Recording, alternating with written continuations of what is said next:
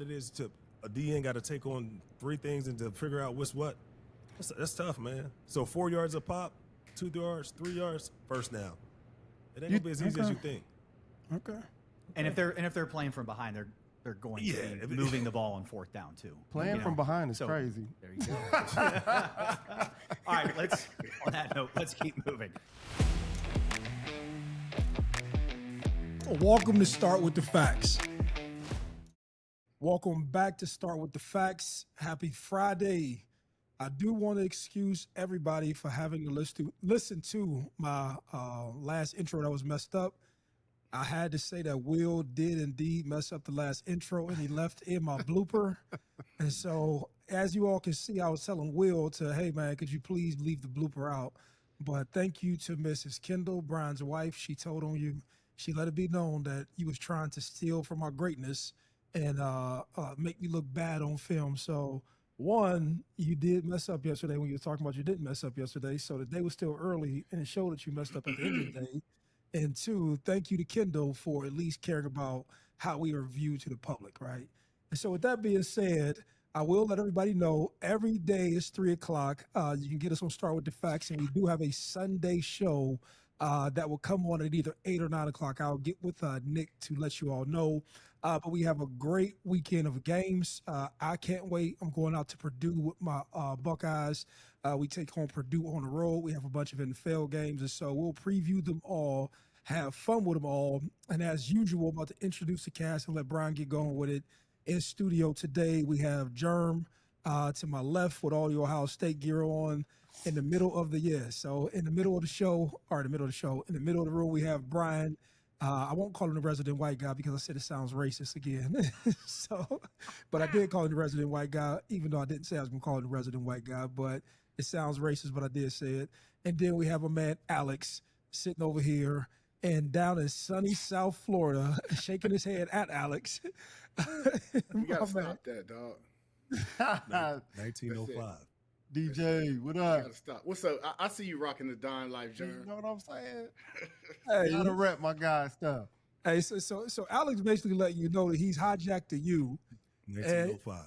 And so he's trying. So I don't know if you got what he was saying yesterday, because I didn't get into what he was saying today. No, I didn't get what he was saying. When he was saying what year was y'all established, Yeah. I didn't know he was trying to establish that they were established before you. Exactly. That's what you're saying? Listen. Okay, I didn't get the joke. I guess I was late to the party. And Yeah, so go ahead. Go ahead. No, go ahead. No, I was just throwing it out there that he came with a knife yesterday, and it was concealed, right? But you caught it. I didn't catch it. Pause. Right? Yeah. Yeah. That was crazy. Here's the thing. Alex has probably been seeing, what's been happening lately with other colleges throwing up the U and turning it upside down and shit like that. Alex, my era, we don't play about that U, dog. Neither do I. Hey, all right. We got people at Miami Airport and Lauderdale. We'll see that name come across, dog. Oh, Chill out. yeah, I'm friends with the friends. Hey, and listen, it's gonna be the Haitians and the Cubans. Okay. No, seriously, it's no knock on y'all, but I'm just gotta rep my you, man. For I got reasons. it, man. See, that's the thing. Look, you just made a mistake, dog. You put your thumbs together. Yeah, that's how we do it. Y'all, we do ours like that. Yours is different. You're not supposed to go meet to meet. Okay. So that's what I'm saying. So when somebody from your school say, "Let's throw up the U together," y'all meet to meet it. No, we don't throw it up together. Oh, okay. Yeah. Boy, 2 days in a row, meet to meet. That's awesome. That is crazy. What a work. week. What a great week. So Fridays, guys, we talk college football, right? So we're gonna talk about a little college football here today. And why not start with Lane Kiffin, the most popular guy, I think, in college football right now. He's wanted by everybody, right? Ole Miss wants to keep him, looking at a contract extension. Florida wants to bring him in. LSU wants to bring him in. There's rumblings about the NFL, maybe the Miami Dolphins, right? They've committed to Mike McDaniels through the end of the year. Maybe they want to bring him in. Let's do a hypothetical edition here. Put yourself in Lane Kiffin's shoes. What would you guys do if you were in his spot and had all this opportunity ahead? I'm holding Ole Miss hostage. Secretly, I still want to be there, but I want to try to get them for everything they got. That's what I'm thinking with Lane. No, man. I'm going to Florida. Why? Why Florida? That's a rich program. They recruit well in the Southeast. I think it's a storied university, so they got a rich history. I think that he could make some real noise. It's an SEC team, so I think he can go there, get all the cachet, get all the players that he needs, and have some big success. So I would go there. Reese, what do you think? My first thought was either Florida or Miami. And the reason I say it is because of the culture in Miami. And I think he's so much of a jokester, so much of a personality, so much of a shit talker, so much of a troller in general. He plays a social media game well. I think that he's been around so many types of black people, white people. I think he's had so many personal issues that I think that he kind of identifies with everybody. And just from a maturity standpoint, I know he had talked about, just things in the past with alcoholism and shit he went through. And I just think he's mentally in a different place, but he just appeals to people. He's a very personable guy. And I like him. I just like how much shit he talks. I just like anybody who talks shit in some capacity. And he backs it up. He's done it with Ole Miss without all of the assets and the pieces that probably were at Georgia and Alabama, probably not having the top tier dollar, but doing the most with the least in the SEC or probably some of the least like that. Do I see him going to the NFL? I don't know. I just see when you look at Andy Reid, who's the top performer in the NFL with the Kansas City Chiefs, he makes $20 million. I think Lane Kiffin could probably stick college football up for about 12 or 13 with a lot less pressure. You know what I mean? And you could probably get a longer shelf life in regards to doing well. So that's how I see it. And it is out of those two universities. But Lane Kiffin is somebody who I see is like a disciple of Nick Saban. In the SEC, he comes from the Kirby Smart, all that old family, the Kurt Signetti, all of those people who sort of went through the Belichick corridor at Alabama, has some ups and downs, and he's at where he's at now. So that's my take on it. I don't know. What's your thought, DJ? Nah, I think he definitely needs to leave Ole Miss for two reasons, right? He's not going to be able to get paid top dollar at Ole Miss. We spoke about it before with the restrictions in the state where he can only do a 4-year extension. Yeah. Right? So there are schools like Florida, LSU can come at him right now, 7-year deals, right, with a bigger top dollar. And secondly, again, being in Ole Miss, being in the SEC, he's not going to even though he's savvy when it comes to recruiting, great personality, right, trolling, winning social media, he's not going to be able to out-recruit Georgia. He's not going to be able to out-recruit Alabama, right?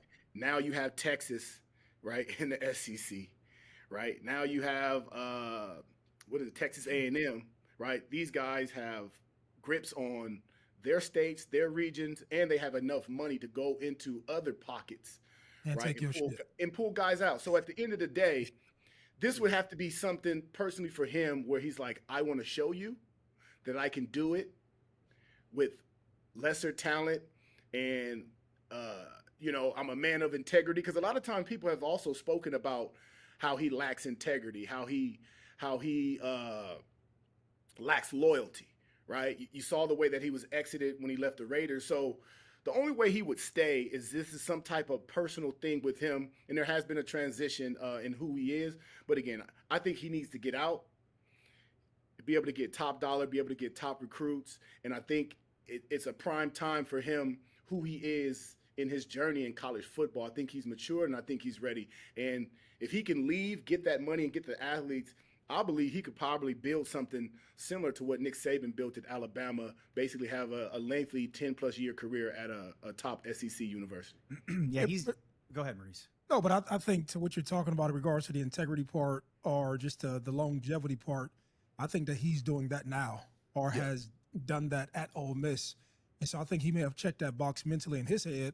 And this is just always my gut feeling. If somebody comes out with a rumor or something that's just like clearly distracting about you as a coach, and you don't go out and defend it, you're basically letting that rumor live so you can use it as a leveraging point. You know what I'm saying? So Ole Miss has to be like, yo, like this motherfucker out of here. You know what I'm saying? Yeah. And I think Brian brought up where you talked you can't sign more than a 4-year, or you said a DJ. Where you said you can't sign more than a 4-year agreement with somebody as a state employee. So I think he's out of there, but also I think that even him putting the PR out there of that he had troubles with alcohol, I think he's going to kind of tie all of the personal troubles, the commitment issues, and all of that shit to his personal life, because like there's a publicist behind that, right? Yeah. Because he has to think like if one of these board of trustee groups come in, they're going to ask like, hey man, you know, what was all this? Like if we're going to make a 10-year commitment into DJ or to Lane Kiffin, I was using you as an example. Nah, what give me the was- bread. Yeah. Yeah, let's use that. Hey, what you say? Positive affirmations. Just use my name It's your right life. Yeah, we're gonna give you a 10-year agreement. You know, how do we explain away all of this like foolish behavior? And I think he's going to tie it to the I don't want to say substance abuse, but the alcohol abuse. And then, you know, he obviously has some interviews where he looks sincere about his growth. You know what I'm saying? Yeah. And so that's how I view it. And I think that this is like taking another step. But then y'all say they just don't have the resources that Texas A&M, and the legacy programs that Alabama and Georgia are with both of those schools. Is this right? Is this right to say that Ole Miss was rehab? Right? We comfortable to say that Ole Miss was rehab? And listen, you said Miami. You know, listen, I'm a Mario Cristobal guy. I'm a Kane for life. He's a Kane. Listen, with all the stuff that we got out here, this is one place in Miami Gardens. I can say that everybody in the world knows. It might make him relapse. So he gonna relapse. He gonna old ways. This is the place. I think I would look at it like I'd have if I were Lane or his agent, I'd have a 10-year plan, right? And it's shown you can go as a college coach into the NFL, fail, right? In college, the NCAA, the colleges are they're gonna accept you back because they're gonna remember him not as a failure for the Dolphins or the Browns or wherever he could land, the Tennessee Titans, but they would remember him as a guy who built and turned around Ole Miss. So I'd have my agent out feeling out teams like the Browns, the Dolphins. Now, those are the teams who pay their coaches the least right now. Yeah. In that $3 to $4 million range. But if he can go get $15 million in the NFL from a team who's desperate, like the Cleveland Browns, you're securing $150 million or more over the next 10 years if you're Lane Kiffin, because even if you fail, that money's guaranteed, right? Correct. NFL money's guaranteed. You can always come back. That LSU job, that Florida job, that Ole Miss job, that Penn State job, jobs like that will be there waiting for him, even if he totally screws up in the NFL. But you know what I think? You know why I think guys are resistant to it? They just don't have the same level of control. Yeah. And so, But do you still feel that? I agreed with you 5 years ago that that's a true statement. Do you feel like with NFL or the NIL and the transfer portal, yeah, it's a lot closer, right? Okay. Based upon how things were going before, and when they transitioned, Saban had control from everything he had done from 2009 to 2024, right? Whatever it was, or whenever he left coaching, 2022, 2023. What I'm saying is right now, as the new thing shaped up, Ryan Day has some control. Lane Kiffin has some control. There's people who have built in this new modern day equity into what the new college coaching realm looks like. And he's one of these people. That's why he's being talked about the way he is now. So I think that, do I lose all of this control? Do I lose this influence? Do I lose the ability to troll? He can't go, like, part of why we even like him right now is his online persona. Yeah. It's his trolling. He can't go to the Cleveland Browns and do that shit. You know what I'm saying? It don't translate to the NFL. Nah, He's too much of a jokester, and the NFL is a serious league. Yeah, but that's what I'm talking about. But I think that's his personality. I think as genius as he is, I think like as Saban may have his way of coaching, his coaching style. Remember, you seeing Lane Kiffin driving a kid around in a Rolls Royce. Like he was acting like he was one of those like driving Miss Daisy top hat drivers, driving one of the recruits. You know what I'm saying? Yeah. And I think he gets off on just playful, cool, like just having a good time with football. Like, you know, the step above high school. Like you still have fun with kids. You're still teaching them. I don't know. Only because I talked to Matt Patricia a lot. I talked to Chip Kelly last year. Like I think that there's a part where guys when you come into coaching, you always want to get to the NFL. Just because that's an ego thing, right? And then it comes to a point where you've made all the money and you're like, man, I actually love coaching. And how do I get a balance of a bunch of fucking money, but then also do something that I really want to do? Because, you know, even Andy Reid, that $20 million, right? That still comes at you're performing and winning Super Bowls, top end money. You know what I mean? When I can just go, look, just think about this. I'm competitive in the SEC and I still make how much does he make? $9.5 million. But $9.5 million without expenses is something totally different than $9.5 million. Yeah, I agree. We can all agree he's in a great spot. Yeah. He is in a great spot, great spot. right? So another coach that we hadn't heard from, as much as Lane is in the media, hadn't heard from Pat Fitzgerald in really 2 years. No. You know, so former head coach at Northwestern. It was around 500, like 100 wins, 100 losses. You know, nothing great. But for Northwestern football, that's actually seen as good. He was that would be successful. And there were some hazing and harassment issues amongst Assman being hazed into the program. I don't know if you guys can get into the details. I don't have all of the details, but he was let go in July of 23. So for 2 years, he's been, you know, in a $130 or $150 million lawsuit with Northwestern. Yeah. That was just settled for an undisclosed amount of money. We can all guess what that might be. A But lot. now he's on the very timely, right? He settled the lawsuit. Now he's on the PR machine. Now he's on the offensive, getting back into coaching. Yeah. So where does a guy like Pat Fitzgerald land? Man, listen to me. You went 500 at Northwestern.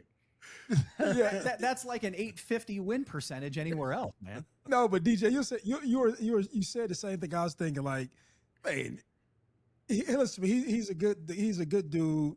He's charismatic. He's cool. He played for Northwestern. He was with the Legacy School, but he didn't do anything special. And that's no offense to him. He's just a good guy, right? But he's an opportunist. That's what I'm telling you. Mm-hmm. You see all these open jobs, motherfucker like 6'4", 6'5", you know what I'm saying? You know, dude, decent looking dude, you know, speak the part, feel like a victim. Man, somebody gonna give me a shot. You know what I'm saying? It wasn't like he was out here fucking winning Big Ten championships, bro. You know, he might have been competitive like a year or two. So, with all due respect, you know what I'm saying? Does he go to Penn State though? On No, I mean, No, like, that is the last school that's going to take a chance on a guy coming out of a It's gonna be scandal. nasty words. Scandal hazing. No way. yeah, no, just like, I mean, he like, What about a school like Michigan State. Virginia Tech, Michigan State? You don't think schools like that would take a look at Pat Fitzgerald? no, They like, want somebody that's doing something major, man. and like, Where do you think he's going to land? Like Akron? I Penn don't State? know. Like, I just don't like what I'm basically saying. Where's he going to land? He's I probably don't. Max I School. don't. Listen to me. So Brian is sold on him. So Brian is sold on him. So he's like a bigger football coach. He's like a D tackle, big motherfucker. Yeah. This is like a big imposing dude. So he looks like a Dan Campbell. He looks like a football coach. He looks like you would want your football coach to look. Big burly dude. He's not really burly, but smooth. You know what I'm saying? Executive looking. But I've never seen him okay, this is what I was saying. You recruited Northwestern, so your recruiting ties are tied to the Midwest, and it's not like you've landed any big recruits that have ever come to Northwestern and turned Northwestern around. You talk well, you speak well. It's a great school in Chicago. That's how I view it. But there's a lot of people who've come out of other coaching trees that I would give a shot to before Pat Fitzgerald. That's just my opinion, and I'm not shitting on him. I don't know the guy. I am shitting on him. How about that? Yeah, I am shitting on him. I was just trying to sound positive. But no, I wouldn't give him a shot. Nowhere? Okay. I wouldn't. How about this? I wouldn't give him to Miami. I wouldn't give him to Florida. I wouldn't give him Oklahoma State. Hey, stop saying Miami. Like, come on, man.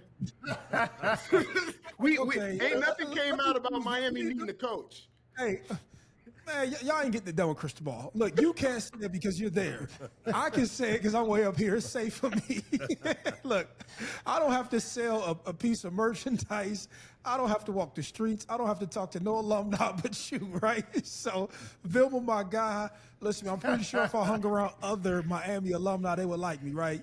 Outside of January 3rd, 2003, I'm pretty sure I would probably get along with all of the alumni, right? We could all be cool dudes, right? We could just leave that date like it never happened. But I'm telling y'all, Cristobal ain't getting it done. Look, it just is what it is. And I forgot what point I was making, but he ain't gonna get it done. We need somebody else down at the University of Miami because we need this show to have more banter about Ohio State and the University of Miami. And Cristobal ain't making good content. You actually, yeah, you see what I'm saying? I'm just keeping my U up the whole time. That's all I can do. You over there sweating. We just need better representation for South Florida. We owe it to South Florida and all things from Palm Beach County down to have better representation for the Hurricanes. That's it. I don't know where we was at in the show, but go ahead, Brian. Hey, bro, I can see Yeah. Fitzgerald at a mid-major school for sure, and work his way up and possibly getting back into the Power 5. But these jobs that are open now, no chance. Where do you see him at? I'm saying any mid-major school that needs a coach, a little shakeup. Like, give us an example. Washington State, I think, is looking for a coach. I'm thinking- Oklahoma State, Oregon State. Yes, Are those schools two? like You that. can see him there. Yes, I can. He's very intense. And he's not a horrible coach. You got to remember what you just said. Where he was recruiting from was from the Midwest. He didn't bring anybody that was great. But if you go to a school that maybe the area has some athletes that end up going elsewhere because the program wasn't good, it didn't have a rich tradition, he might be able to steal one or two of those guys. So you're kind of making my point. You I said the am, operative word might be. Yeah. I would rather go take Brian, who's Lane Kiffin's understudy, or Brian, who Lincoln Riley understudy, who has a connection with the inner city of LA, and go get him and get the same thing. I'm saying that he's not. This is just my opinion. I'm saying that he's not done anything at Northwestern that would make me say, man, he had them competing at the top half of that. I would, For their standards, he did. You know who but I not- would go steal? I would have more confidence in stealing somebody from Kurt Signetti's tree, who was at James Madison. Mm-hmm. You know what I'm saying? To me, there's too many options for somebody who. I don't want to say he's a bad. No, man, fuck that. I keep on politically being correct. No, the nigga can't do it. But I think he's a good guy, but I don't think he's the guy. Just above 500 at Northwestern is pretty good when you Right. consider who Northwestern is. Northwestern, You know what I'm saying? exactly. I don't think the expectation if he went somewhere else, like if you go to a school like Oklahoma State, man, they haven't been anything for a while, right? They might be okay with being okay, yeah. 500 in the Big 12. I think he's gonna land somewhere. Yeah. I don't think he's gonna have to take a step down and go to one of these smaller schools as a coordinator and then work his way back up. I think he'll get a head coaching job. And I think because he was, if I want to use air quotes, vindicated, right? Won a lawsuit, won a bunch of money. I don't think the PR from it. I think the PR from it is that he something happened. But it It was wasn't without him. his knowledge, and he wasn't a part of it. Right. So I think he can run with that vindicated word, pretty well. So no, I would never insinuate LSU, Florida, Penn State, something like that. Okay. But I think that next level of program could be a Virginia Tech. It could be a North Carolina next year after Belichick leaves. he- Oregon State. You know what? I can give him North Carolina type of dude. I think he could work there. Yeah. Okay. Mo, So, anyways, college football Friday. We're going to do 3 games. We're all going to give our picks. First up is 7-1 Navy travels to Notre Dame. 27-point dogs for 7-1 Navy. Alex, who you rolling with? Oh man, I'm glad I went first. I'm actually going. Not that I believe it, but I want to see it. I want to see Navy go in there and get it done. And my biggest thing is time of possession. If they can hold the ball and score, they're 7-1. So that means they must be doing something right. I'm gonna go ahead and go with Navy to win it. Navy in an upset win. Navy in the upset. Ooh, boy. that's I'm crazy. gonna go You with Notre had some Dame. sleep last night. We all gonna say the same thing, right? Like be like Brian sometimes. I'm gonna go with that. I like Navy. There we go. I'm going with Notre Dame. I think they shut down that run that the Navy does, that triple threat. I think that's one of Notre Dame's strengths is the run defense. Then they got to go to Notre Dame, Navy. I don't think they stand a chance. I think there's just levels to the game, and I think that Notre Dame's just on a higher level than the Navy can ever be. Yeah, 27 points is that's a big spread. That's a big spread. What you say? There's a reason behind that. What you say? Notre Dame wins. I don't think they cover. Oh man, Notre Dame is gonna kick the shit out of them. Man, bro. Like, yo, look, These are the midshipmen, Maurice. bro, let me tell you this, Navy. I don't even know who coaches for y'all. I don't know who plays for you all. I enjoy that you all defend the United States of America, right? All of the seas and all of that stuff, right? All of the water. But when it comes to football, when y'all go to South Bend, Indiana, y'all are 7-1. Y'all have probably played a bunch of lunch boxes up to this point. Notre Dame is gearing up for a playoff run. Right. Notre Dame has to win impressively to get great playoff position because they don't have a league that they play in. Marcus Freeman is going to say, hey, Jeremiah, I'm going to say him, Jeremiah Smith, Jeremiah Love, and what's the backup's Love. name? I don't know. What's- I can't y'all know what I'm remember talking his- about. The other motherfucker who He can't mean remember. too. Yeah, listen to me. These two jokers who playing for Notre Dame, they're about to run all over you motherfuckers, right? And I'm calling that. So if you want to make some money this weekend, either go to Underdog, go to DraftKings, or wherever you plan on betting your money, and you can go ahead and take the 27.5, and you can call it a day because those jokers are preparing for a playoff run. And So Will, look- can you write these down this time so we don't have to argue Please on do. Monday? Hey, Love, how many writing it yards? down. 200 over? Oh, or yeah. under? You know what? Jeremy's helping me to make my point. And they're going to make sure that this joker is in Heisman contention. Yes, yes. So Jeremy's helping me to make my point anyway because they're going to make sure just to recruit people, to keep their brand strong, and to erase all of the bad that Notre Dame has dealt with this year with losing to Texas A&M and losing to Miami. They're going to make sure Jeremiah Love gets that There's Heisman one trophy. huge flaw. In What's that. up? There aren't enough minutes in the game for Navy to do what they do and for Notre Dame Exactly. to run the ball and win by 27 or more. But you're assuming that Navy's going to convert on third down. DJ, you are nodding your head. Jump in and defend me. So here's my one stat for the week. Navy has only lost 3 times in 25 years by more than 21 points when they've had a record of 700 or above. That's How a about huge that for a stat. fact? No, listen, when I drop a fact, I drop a fact. Now, I have Notre Dame winning, but due to the new information that we received earlier this week from Alex about men that protect and serve, they're willing to go meet to meet. That's a different type of bond. That's a different type of relationship, right? There's pride in the men that serve this country. Losing is one thing, but they're all willing to go down on their shield. Pause, man. Pause. They're down to go down on their shield. I got Navy covering, but Notre Dame will win the game. Wow. Okay. 27 points is a Hey. lot of points.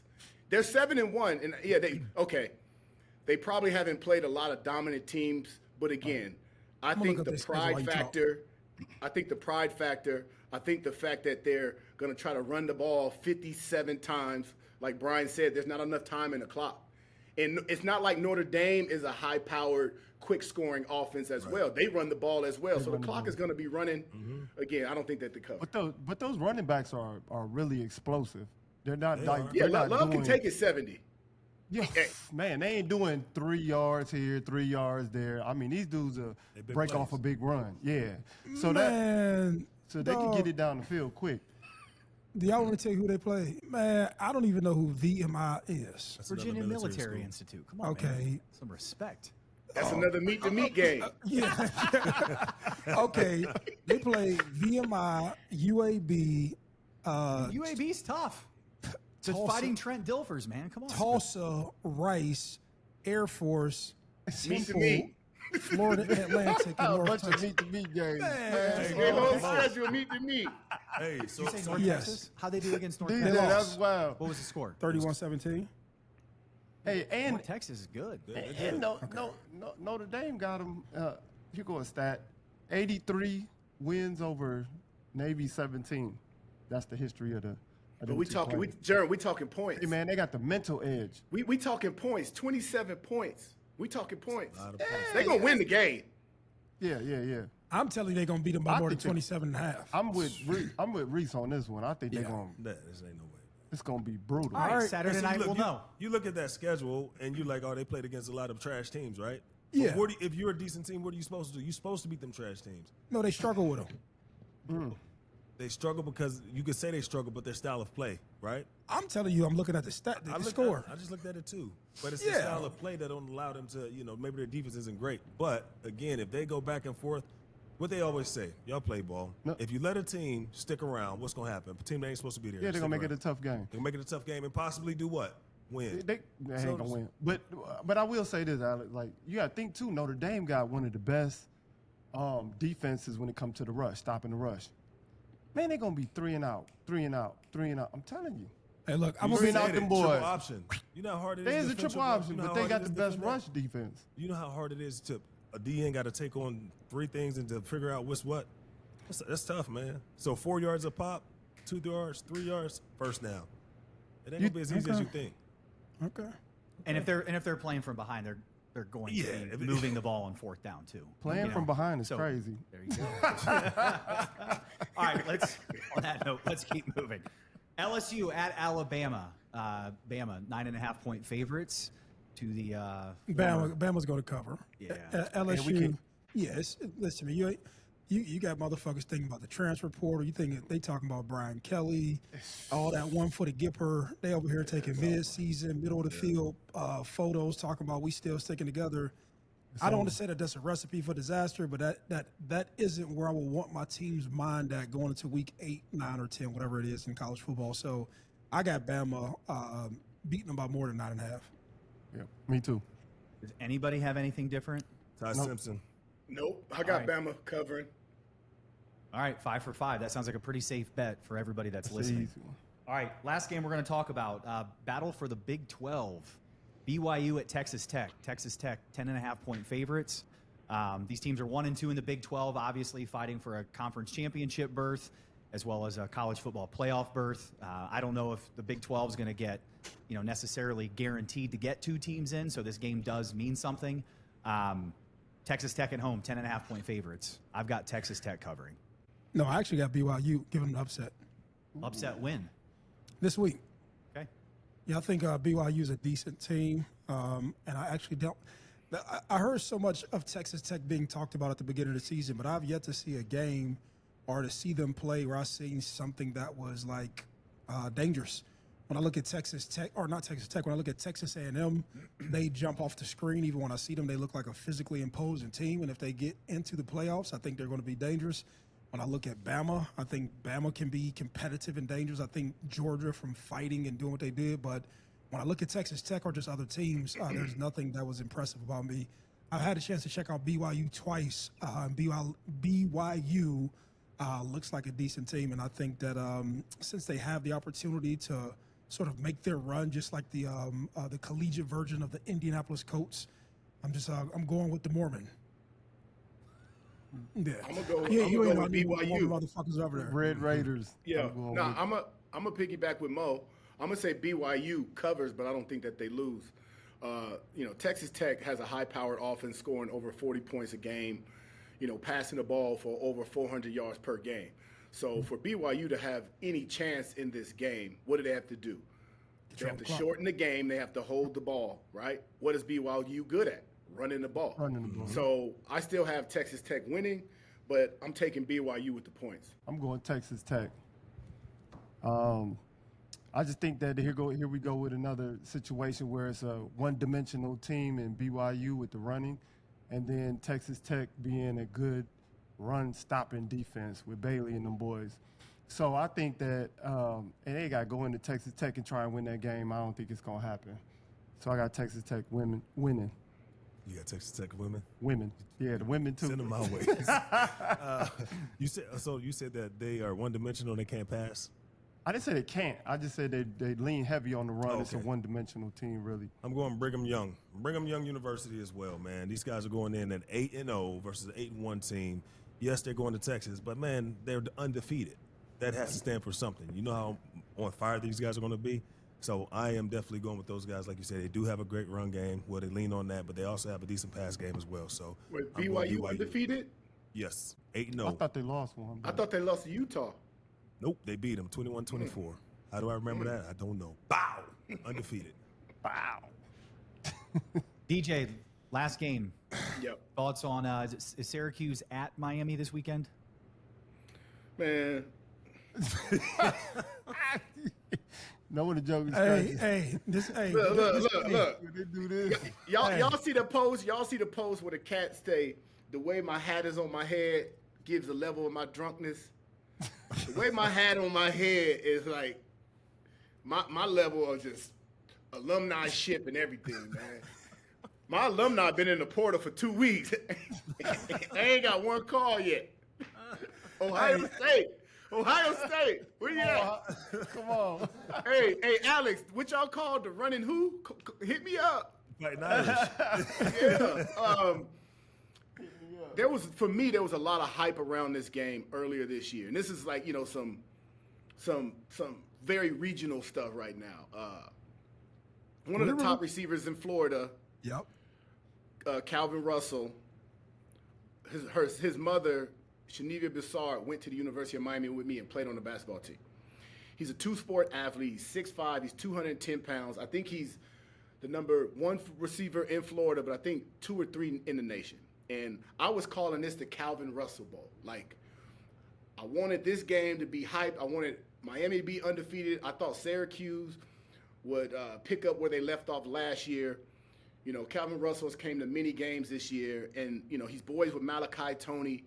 And in my mind, I was just like, this is the game where we put a stamp on it and we let everybody know you're not going to come in to the state of Florida and take our guys. This game has lost so much luster for me, with Syracuse being trash, with Miami playing the way that's played in the last 2 weeks. Trash. I've had to remove my emotions from the program for a few weeks, man. It's just a survival mechanism. I don't know nothing about the game. I might not even watch the game. I'm down bad, right? Man, Alex, this is what it looks like when I'm down bad. I know, you know, it's You mental gotta get health some help awareness for that. month, man. It's November, mental health. So give me a call, man. I'm CIT certified. We can talk, man. Hey, man, I'll hit you up, man. Let's do a Skype. Hey, no, I was gonna ask you. So is the kid still committed to Syracuse? Oh, listen, Syracuse still know they just doubled down. He just did a photo show. They just doubled down. I think he was just up there not too long ago at a game.